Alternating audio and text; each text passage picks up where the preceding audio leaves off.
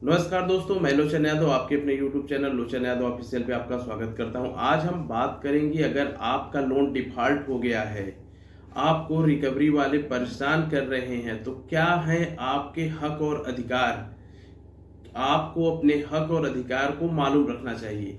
आपको जानना चाहिए कि आपके क्या हक हैं और अधिकार हैं। इन्हीं के बारे में हम आपको विस्तार से बताएंगे और इस वीडियो में हम वो सारे चीज़ आपको बता देंगे इस कि अधिकतम क्या हो सकता है, बैंक एनबीएफसी कंपनी क्या करती हैं, कहाँ से शुरू करती हैं और अधिकतम क्या होता है। इन्हीं के बारे में हम आपको विस्तार से बताएंगे। वीडियो में बने रहिए। वीडियो अच्छा लगे तो चैनल को लाइक शेयर सब्सक्राइब जरूर करिए। देखिए, आपने लोन लिया, आपने लोन ले लिया, अब आपकी ईएमआई बाउंस होने लगी, ईएमआई आप नहीं दे पा रहे हैं। एक पहली ईएमआई, दूसरी ईएमआई, तीसरी ईएमआई, जैसे आप ईएमआई नहीं दे पा रहे हैं, यहीं से सारी प्रक्रियाएं शुरू होने लगती हैं। जब आप ईएमआई नहीं दे पाते हैं तो बैंक और एनबीएफसी कंपनी आपको रिकवरी एजेंट्स के द्वारा आपको फोन कराने लगेंगी और रिकवरी एजेंट्स इतना ज़्यादा आपको मेंटली हरासमेंट करेंगे कि आपको लगेगा कि मैं सबसे बड़े गुनहगार मैं ही हूँ। तो ऐसी स्थिति में मैं आपको बता दूँ, लोन की ईएमआई का डिफ़ॉल्ट होना क्राइम नहीं है। आप क्राइम की श्रेणी में नहीं आते हैं। आप संविधान की नज़र में, कानून की नज़र में आप अपराधी नहीं हैं। इसलिए इस बात को आप भूल जाइए कि लोन की ईएमआई का डिफ़ॉल्ट होना क्राइम की श्रेणी में आता है। जब पैसे थे तो हम पैसे दे रहे थे, आज स्थिति नहीं सही है, नहीं दे पा रहे हैं, हम जैसे स्थिति सही होगी हम बैंक के पैसे चुका देंगे। कभी कभी क्या होता है, आपकी ईएमआई बाउंस होने लगी, आप लोग एक लोन को चुकाने के लिए दूसरा लोन, दूसरे लोन को चुकाने के लिए तीसरा लोन, जब वहां से लोन नहीं मिला तो पर्सनल लोन, क्रेडिट कार्ड का लोन, उसके बाद भी लोन नहीं मिला तो गोल्ड लोन।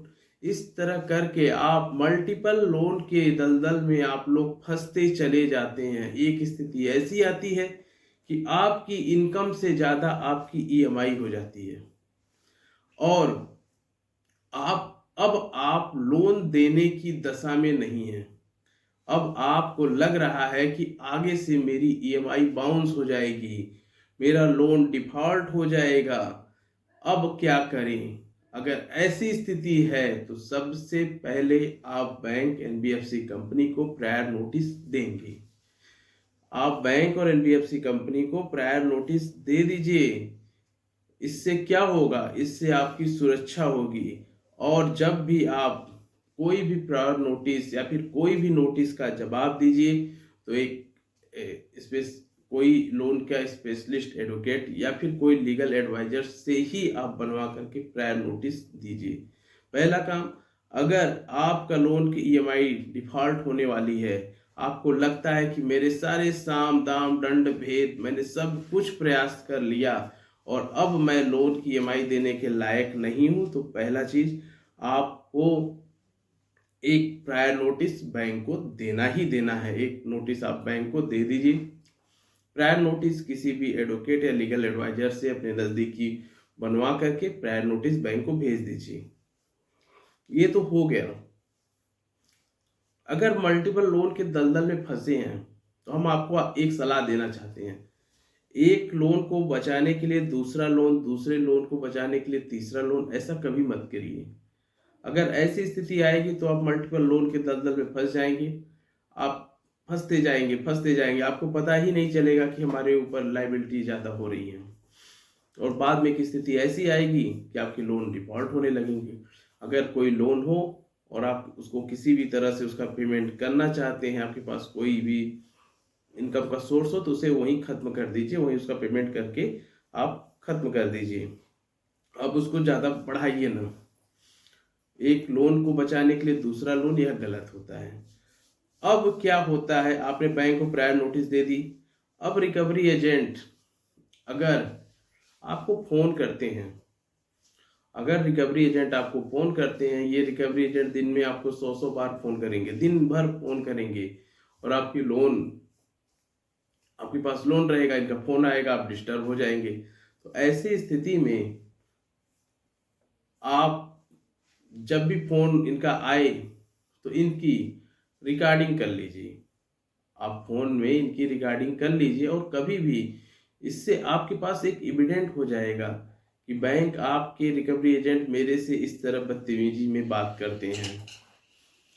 इस एविडेंस के द्वारा आप उनकी कहीं भी कंप्लेन कर सकते हैं। अगर फ़ोन आता है तो आप उसकी रिकॉर्डिंग कर लीजिए या फिर ऑटो रिकॉर्डिंग मोड में अपनी मोबाइल को कर लीजिए, या फिर आपकी मर्जी, आप फ़ोन उठाएं या ना उठाएं, यह आपकी मर्जी है।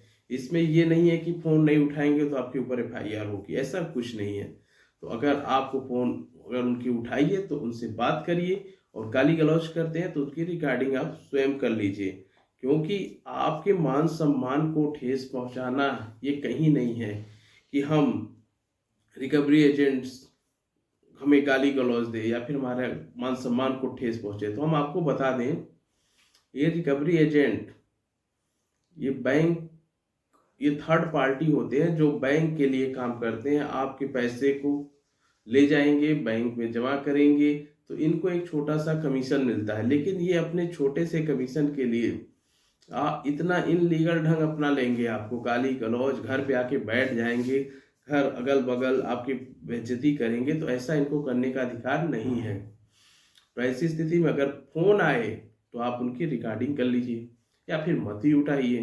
कितना फोन करेंगे, 100 फोन करते हैं, 100-150 फोन करेंगे तो आप उनकी रिकॉर्डिंग करके उनकी कंप्लेन बैंक और नज़दीकी पुलिस स्टेशन में आप करा सकते हैं। ये तो हो गया कि अगर वो फोन करते हैं। अगर बैंक रिकवरी एजेंट आपके घर पे आए तो आपको क्या करना है? अगर कोई भी बैंक रिकवरी एजेंट घर पे आए तो आपको उससे 3 डॉक्यूमेंट पूछना है: होम विजिट लेटर, डीआरए का लाइसेंस और आई कार्ड। ये 3 डॉक्यूमेंट आपको पूछने ही हैं। होम विजिट लेटर का मतलब आपको बैंक एनबीएफसी कंपनी कोई अथॉरिटी दी है हमारे घर पे होम विजिट करने के लिए, तो हमें लेटर दिखा दीजिए।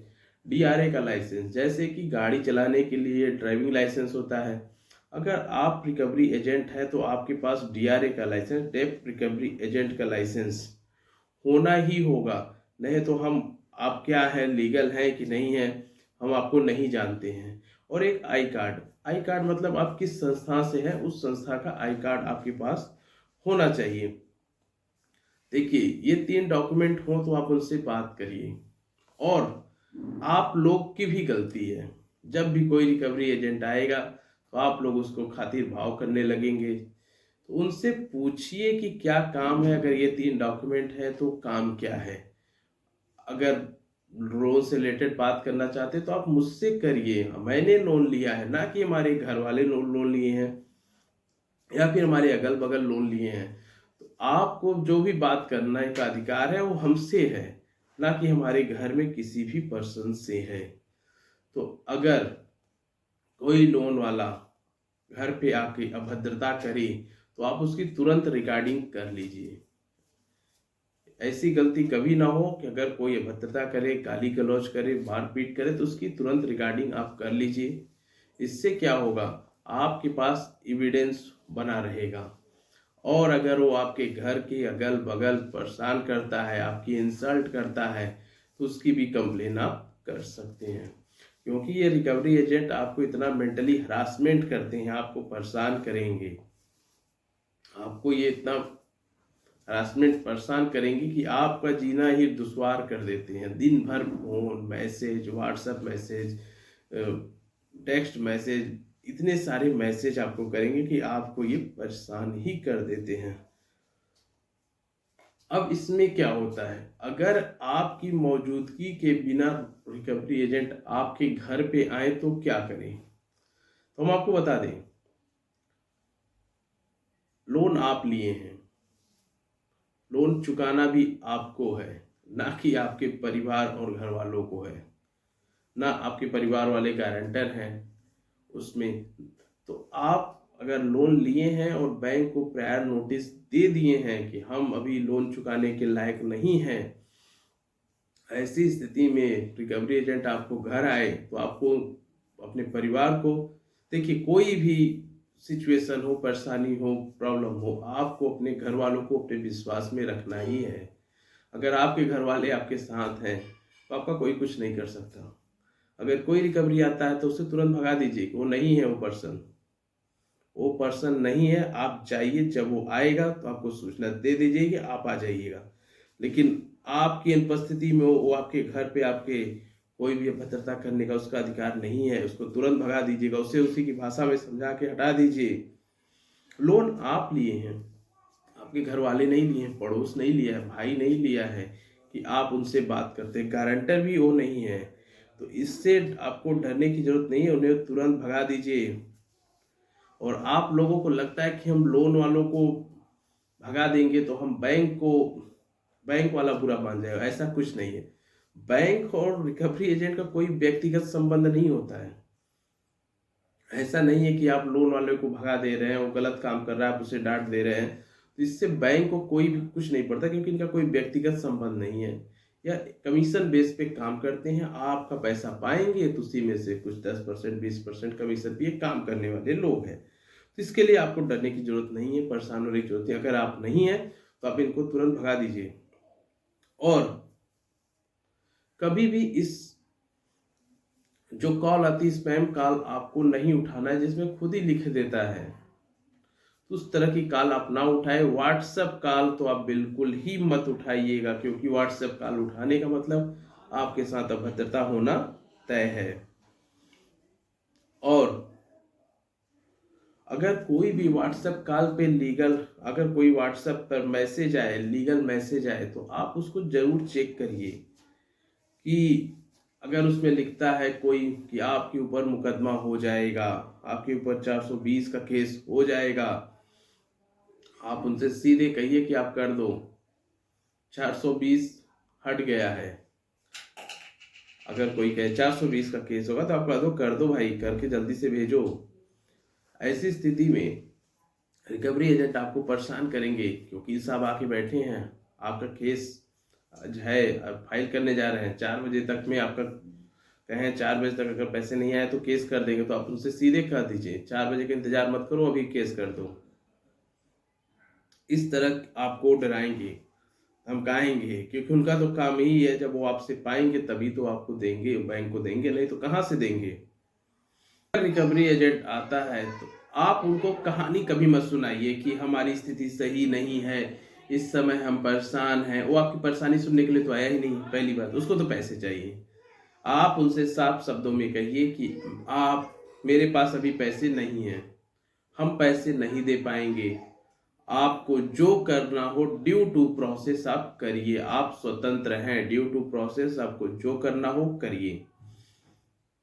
कभी कभी होता है कि ये लोन रिकवरी एजेंट्स आपके कॉन्टेक्ट लिस्ट को कॉपी करके उनको फोन करके कहेंगे कि आपको इन्होंने गारंटर बनाया है, अब इनकी लोन की ईएमआई डिफॉल्ट हो रही है, अब आपको लोन भरना पड़ेगा। तो इन मूर्खों को तो यही नहीं मालूम कि गारंटर होता क्या है। इन मूर्खों को तो यही नहीं मालूम है कि गारंटर होता क्या है। गारंटर क्या कोई हवा में बन जाता है? हमने आपको कह दिया कि आप गारंटर हैं तो गारंटर हैं। जब आप लोन दे रहे थे तो मुझे क्यों फोन नहीं किया कि आपका ये इन्होंने गारंटर बनाया है? कहीं मेरा सिग्नेचर है, कहीं मेरे कोई डॉक्यूमेंट लगे हैं? अगर ऐसा फोन आपके फ्रेंड, रिश्तेदार, पड़ोसी किसी को कहे तो आप सीधे उनको कह दो, उन्हीं की भाषा में समझा दें। उनको कह दो कि कहाँ थे तुम अभी तक। तुम मूर्ख हो, अगर ज्यादा कुछ करोगे तो मैं तुम्हारी कंप्लेन करूंगा कि तुम मुझे मेंटली हरासमेंट कर रहे हो। इन रिकवरी वालों को तो बुद्धि है ही नहीं, जो ऐसे डरवाते हैं कि आपके रिलेशन में आपको गारंटर बना दिया गया है। अरे गारंटर हवा होता है क्या? गारंटर हूं तो मुझे बताओ। और उन अगर ऐसा फोन आए तो आप अपने फ्रेंड रिश्तेदार को सीधे कह दो कि आ जाओ, पैसे का पेमेंट हम कर रहे हैं, आ जाओ हमारे घर, और उन्हें वही उन्हीं की भाषा में समझा दीजिए। इन मूर्खों को मालूम नहीं है कि गारंटर क्या होता है। और ज्यादा भी कुछ कहे तो कह दो चला गया, भाग गया, वो मर गया, उनको उन्हीं की भाषा में समझा दो। और कभी कभी ये फोन करेंगे कि हम वकील साहब बोल रहे हैं, आपका केस फाइल होने वाला है, हम सीबीआई से बोल रहे हैं, हम क्राइम ब्रांच से बोल रहे हैं, हम पुलिस स्टेशन से बोल रहे हैं, चौकी से बोल रहे हैं। तो इन मूर्खों को कह समझा दो ये सब फर्जी कॉलें हैं। लोन की ईएमआई का डिफॉल्ट होना क्राइम की श्रेणी में नहीं आता है। पहली बात, हर चीज की अलग व्यवस्था है। पुलिस की अलग काम है, वकील का अलग काम है, सीबीआई का अलग काम है, रिकवरी एजेंट का अलग काम है, बैंक का अलग काम है। तो आपको डरने की जरूरत नहीं है इन फर्जी कालों से। अगर कुछ भी हो तो आप उनसे कह दो आपको जो करना हो करो, लेकिन ड्यू टू प्रोसेस करो। अगर आप पे व्हाट्सएप मैसेज आए, आपको टेक्स्ट मैसेज आए, तो अगर आपको मान लीजिए व्हाट्सएप मैसेज पे कोई नोटिस आए तो आपको उस नोटिस को चेक जरूर करना है कि वह नोटिस कोर्ट की है कि बैंक के पैनल की है, या कि रिकवरी वाले ऐसे ही बना के भेज रहे हैं। तो इन चीज़ों को आपको वेरीफाई करवाना पड़ेगा और आपको देखना पड़ेगा कि वो लीगल है कि नहीं है। इस बात को आपको श्योर होना है कि जो नोटिस है वो लीगल है कि नहीं है। और मैं आपको बता दूं, अगर आपकी लोन की ईएमआई डिफॉल्ट हो गई है तो आप लोग अपनी फाइल जरूर मेंटेन करिए। आपके पास कोई भी नोटिस आए, कोई भी नोटिस आए XYZ, आपको उस नोटिस का जवाब जरूर देना है। अगर आप उस नोटिस का जवाब नहीं देंगे तो आप अपना नुकसान करेंगे। तो कोई भी नोटिस आए तो उस नोटिस का आपको जवाब देना है। एक फाइल मेंटेन करिए, ये नोटिस आई थी मैंने इस पे ये जवाब दिया, ये नोटिस आई मैंने इस पे ये जवाब दिया। और अगर आपको लगता है कि मैं ईएमआई देने के लायक नहीं हूँ, मैं अगली ईएमआई नहीं दे पाऊँगा, मेरी ईएमआई बाउंस होगी, तो बैंक को आप प्रायर नोटिस जरूर देंगे। ध्यान दीजिएगा। ये तो हो गया recovery agent, phone, mail, WhatsApp आए तो क्या हुआ। अब इसमें देखिए दो तरह के लोन होते हैं, या तो सिक्योर्ड लोन है या तो अनसिक्योर्ड लोन है। सिक्योर्ड लोन का अलग प्रोसेस है, अनसिक्योर्ड लोन का अलग प्रोसेस है। सिक्योर्ड लोन में बैंक, एनबीएफसी कंपनी के पास सिक्योरिटी होती है आपकी, कि आप लोन नहीं देंगे तो हम आपकी प्रॉपर्टी को, मॉर्गेज जो है उसको ऑप्शन करके हम अपने पैसे की वसूली कर लेंगे। दोनों के अलग अलग क्राइटेरिया हैं। सिक्योर्ड लोन मतलब आपने कोई भी कीमती वस्तु, मकान कोई भी प्रॉपर्टी आप बैंक, एनबीएफसी कंपनी को मॉर्गेज की है। ऐसी स्थिति में अगर कोई कीमती सामान आप मॉर्गेज किए तो इसमें सरफेसी एक्ट के द्वारा बैंक अपनी रिकवरी करता है। अनसिक्योर्ड लोन में, जैसे जिसमें आपने कोई भी डॉक्यूमेंट नहीं दिए हैं, तो ऐसी स्थिति में आपको सिविल रिकवरी सूट होती है, आपकी सिविल को खराब कर दी जाती है। अब इसमें होता क्या है, अब देखिए section 25, section 138, SARFAESI act, civil suit और आर्बिट्रेशन, इस तरह के process, demand notice, recall notice, इस तरह के प्रोसेस से आपको गुजरना पड़ता है। और अगर आपका लोन की ईएमआई डिफॉल्ट हो रही है तो आपको अपनी फाइल मेंटेन करनी है, और कोई भी लीगल कार्रवाई होगी तो उसकी नोटिस आपके पास जरूर आएगी कि अब आपके ऊपर ये कार्रवाई होने वाली। तो अपनी एक फाइल को आपको मेंटेन करना ही करना है। अब जो ऑनलाइन लोन होते हैं, जो आप लोग ऑनलाइन लोन होते हैं, उसमें मैक्सिमम कंपनियां तो खुद ही फर्जी होती हैं, जो आरबीआई की गाइडलाइन पे नहीं होती हैं। तो ऐसी स्थिति में ज़्यादा से ज़्यादा आपकी सिविल को खराब कर देंगे, आपके पास फ़ोन आने लगेंगे। अगर आप मेट्रो सिटी में हैं तो वहाँ रिकवरी एजेंट विजिट करते हैं, अगर छोटे जगह पे हैं तो ज़्यादा रिकवरी एजेंट विजिट भी नहीं करते, ज़्यादातर फ़ोन से ही, और आपकी सिविल को ख़राब कर दी जाती है। अब इसके बाद अगर मान लीजिए आपने कोई क्रेडिट कार्ड का लोन लिया है, पर्सनल लोन लिया है, उसमें ऑटो डेबिट लगाया है, ईसीएस लगाया है, तो आपका केस, ईसीएस का केस होता है। अब आता है लोक अदालत। लोक अदालत क्या है, तो हम आपको बता दें, लोक अदालत माने समझौते की अदालत। बैंक और कस्टमर के बीच एक समझौते की अदालत होती है, जिसको कहते हैं पंचायत। जैसे कि इसमें कोई एक बीच का रास्ता मिल जाएगा। तो हम आपको बता दें, अगर आपके पास पैसे हैं तो जाइए, पैसे नहीं है तो वहाँ जाने का आपको कोई फायदा नहीं है। और इसमें डरने की भी जरूरत नहीं है कि लोक अदालत में अब्सेंट हो जाएंगे तो हमारे ऊपर कार्रवाई होगी। अगर पैसे हैं तो जाइए अपने लोन का सेटलमेंट वहाँ कराइए, और नहीं पैसे हैं तो मत जाइए, वहाँ जाने का आपको कोई भी लाभ नहीं मिलेगा। अब इसमें एक सबसे बड़ी बात आती है कि आप लोग चाहते हैं कि हमारे लोन का सेटलमेंट हो जाए, हमारे लोन का सेटलमेंट हो जाए। 1 लाख का लोन है, 20,000 में सेटलमेंट हो जाए। सभी लोग चाहते हैं कि हमारे लोन का सेटलमेंट हो जाए। अरे सेटलमेंट कैसे होगा? बैंक की आप ईएमआई दे रहे हैं, बैंक को लग रहा है कि इससे मुझे फायदा है, तो आपके लोन का सेटलमेंट नहीं होता है।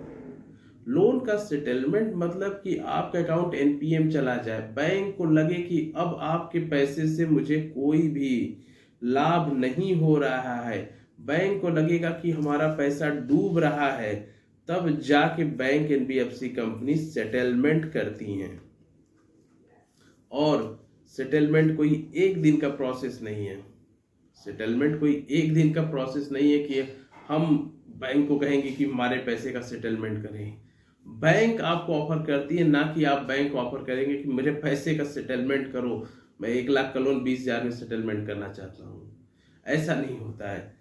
बैंक जब लगेगा कि आपसे सारे हथकंडे अपना के उसने हार गए, आपको लगे, बैंक को लगेगा कि अब मैं इससे पैसे नहीं ले पा रहा हूँ, recall notice, demand notice, arbitration की नोटिस, उसके बाद रिकवरी एजेंट, सारे हथकंडे अपना करके तब जाके सेटलमेंट की बात होती है। और सेटलमेंट एक दिन का नहीं प्रोसेस है, लेकिन एक दिन जरूर होता है। अगर आप बैंक की ईएमआई डिफॉल्ट हो गई है, लोन नहीं दे पा रहे, तो ही आपको बैंक ऑफर करेगा सेटलमेंट का। और सेटलमेंट में भी 2 चीज होती है, हम आपको आज बता दें। अगर आपने कोई गाड़ी लिया है, वाहन लिया है, बस ट्रक लिया है, कुछ भी लिया है, तो उसमें आपको एनओसी लेना पड़ता है। और अगर कोई लोन है तो आपको उसमें नो ड्यूज लेना पड़ता है। कभी कभी ये रिकवरी एजेंट वाले आपको सेटलमेंट करा देते हैं, फर्जी सेटलमेंट। आपके हिसाब से आपका सेटलमेंट हुआ है, लेकिन बैंक एनबीएफसी कंपनी के हिसाब से आपका लोन की जो ईएमआई और चार्जेस थे उसमें पैसे जाते हैं। तो कभी भी सेटलमेंट हो तो सेटलमेंट को वेरीफाई कराना अनिवार्य है बैंक से, किसी भी लीगल एडवाइजर से, कि हमारा सेटलमेंट जो है वो सही है कि नहीं है। और सेटलमेंट में आप 1 टाइम पेमेंट को ही प्रायोरिटी पहली दीजिए। 1 टाइम पेमेंट मतलब आपका सेटलमेंट हो गया कि 20% पे आपका सेटलमेंट होगा, ये अमाउंट आपको जमा करनी होगी। तो उस स्थिति में आपको क्या करना है कि आप 1 टाइम सेटलमेंट ही करिए। 1 टाइम मतलब आप एक बार में पैसे दे करके सेटलमेंट कर लीजिए। अगर आप मल्टीपल टाइम में सेटलमेंट चाहते हैं कि मैं कुछ समय दे दीजिए, 5-6 किस्तों में हम पैसे दे दें, तो उसमें जो डेट रहे, जैसे मान लीजिए 10 तारीख की डेट है, तो आपको पैसे 10 तारीख से पहले बैंक में जमा करने ही करने हैं। अगर मान लीजिए किसी महीने 10 तारीख को रविवार है, तो आप सोचे 11 तारीख को हम पैसे जमा करें, तो आपका वही सेटलमेंट कैंसिल हो जाएगा। उस डेट से 2-3 दिन पहले, अगर मान लीजिए छुट्टी है तो 1-2 दिन पहले ही बैंक में पैसे जमा कर दीजिए। कभी सर्वर नहीं चला, तमाम इशू होते हैं, तो बैंक आपका कोई इशू नहीं समझेगा, आपका सेटलमेंट वहीं खत्म हो जाएगा। इसीलिए कोशिश करिए कि 1 टाइम सेटलमेंट को ही प्रायोरिटी दीजिए। अगर कोई दिक्कत है, मल्टीपल 2-3 बार में आप सेटलमेंट करना चाहते हैं, तो उस डेट से पहले सेटलमेंट आपको करना ही करना है। अगर छुट्टी है तो आप, अगर कोई छुट्टी है तो उससे पहले आप पैसे दे करके सेटलमेंट करा लीजिए। अब एक सवाल आता है कि लोन डिफॉल्टर पे एफआईआर कब होती है?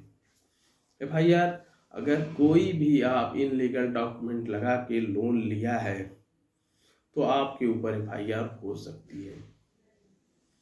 लेकिन कभी कभी ये रिकवरी एजेंट खुद ही पुलिस बन के बैठे रहते हैं, वो कहते हैं आपके ऊपर एफआईआर होने वाली है, तो आप उनसे कह दीजिए कि एफआईआर कर दो, ड्यू टू प्रोसेस जो करना हो ड्यू टू प्रोसेस आप करिए।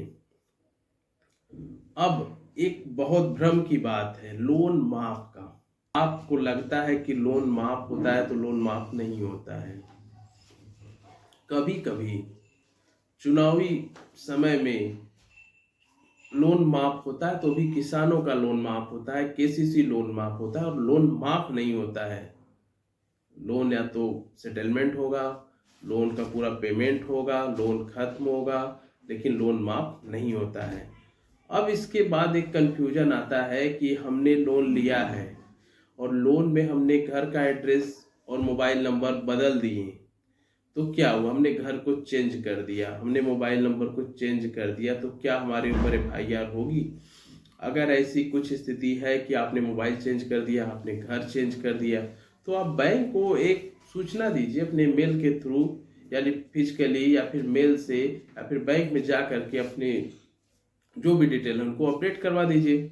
इससे क्या होगा, जो भी सूचनाएं होंगी, नोटिस होंगी, वो आप तक पहुंचेंगी। नहीं तो कोई सूचना ही नहीं मिलेगा। और बैंक को आप कह दीजिए जो भी सूचना हो आप हमारे ईमेल पे भेज दीजिए। तो इसमें ज़्यादा परेशान होने की जरूरत नहीं है। आज के इस वीडियो में मैंने अपने सारे अनुभवों को आपको बता दिया कि इस स्थिति में आपको क्या करना है, इस स्थिति में आपको क्या करना है। अगर वीडियो अच्छा लगा हो तो चैनल को लाइक शेयर सब्सक्राइब जरूर करिए। जय हिंद, जय भारत।